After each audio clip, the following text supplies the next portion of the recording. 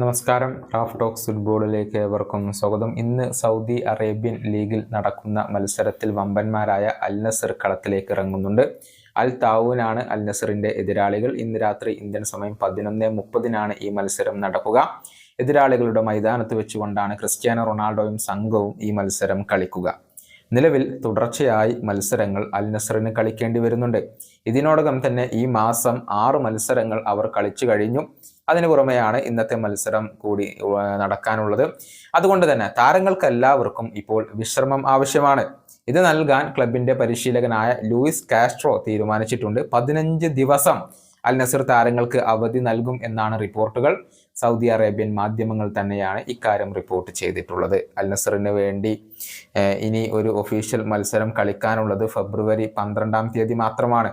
അതിനു മുന്നേ കുറച്ച് സൗഹൃദ മത്സരങ്ങൾ ക്രിസ്ത്യാനോ റൊണാൾഡോക്ക് അൽ നസറിനൊപ്പം കളിക്കാനുണ്ട്.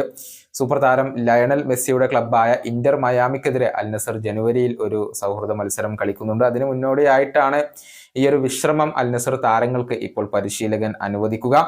ആ ഒരു ഇടവേളയ്ക്ക് ശേഷം അവർ ഈ സൗഹൃദ മത്സരങ്ങൾക്ക് വേണ്ടി തയ്യാറെടുക്കും. നിലവിൽ ലീഗിൽ 2ാം സ്ഥാനത്താണ് അൽ നസർ ഉള്ളത്. ഏഷ്യൻ ചാമ്പ്യൻസ് ലീഗിലും കിങ്സ് കപ്പിലും ഇനിയും അവർക്ക് ഒരുപാട് മുന്നോട്ട് പോകാനുണ്ട്.